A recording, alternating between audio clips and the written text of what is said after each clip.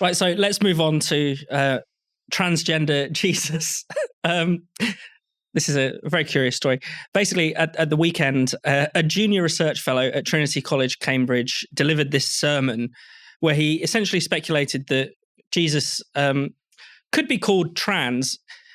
That sounds a bit strange. His rationale for this, and this gets even weirder, is that the wound of Christ when he was on the cross, one of the sort of flesh wounds that he sustained, is often depicted in kind of medieval art as looking akin to a vagina. And so this flesh wound perhaps suggests that Jesus could be genderless, could be beyond biological sex. I mean, he is presumably, being God himself as well, doesn't have a biological sex. But, you know... I'm just enjoying watching you try to articulate this. It's so mad that I'm struggling to explain it.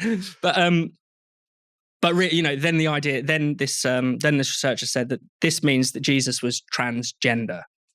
Or that Christ's body is the Christ's body is the trans body. There's often these layer of meanings that I don't necessarily 100% get, because it's kind of, you're just talking in a kind of artistic sense, a spiritual sense. Do you mean that he was literally transgender as you would understand it? I mean, but also because of the fact that his reasoning for this seems to go back to a pretty unpleasant sort of reduction to womanhood, to a bleeding wound, effectively, which seems, to put it kindly, odd, and to put it less kindly, quite sexist. I don't know how he necessarily squares. I mean, there are some synonyms for the ladies' parts that have that connotation, which we would not say out loud because it's outrageous.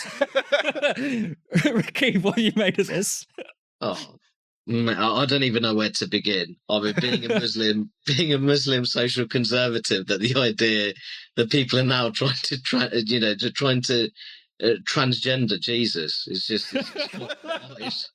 It's just absolutely. It just shows how radical transgenderism will try and worm its way. It's one of the crudest forms of historical revisionism I've come across for some time, if truth be told. All I can say is it's a good thing that Christians on the whole are quite tolerant, because if this was tried with...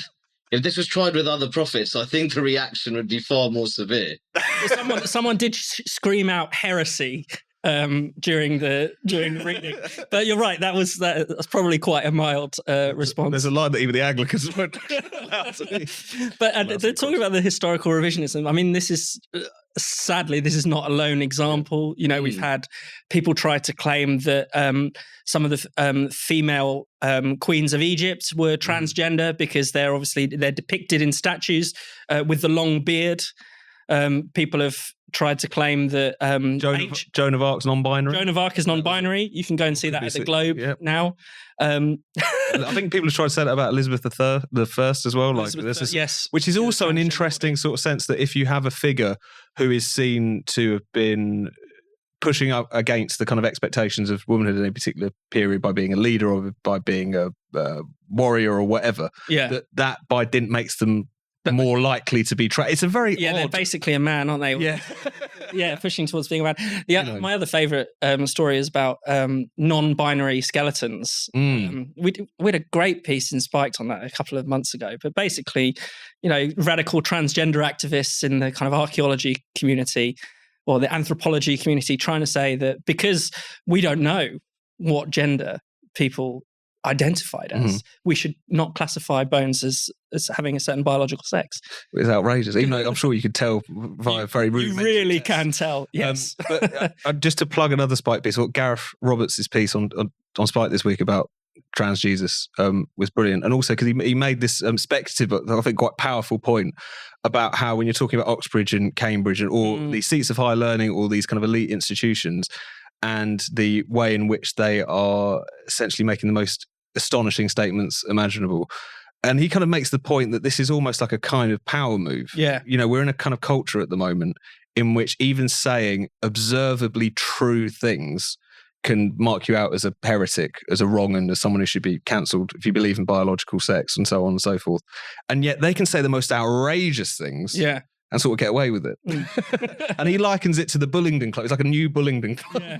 Yes, we can come in, we can smash things up, and you can't. We can get away with it, and you can't. And I thought that was a a very funny, but also quite a striking way to think about this whole culture war that we find ourselves in, which, as we all know, often sort of takes on a kind of class war form to it in many cases.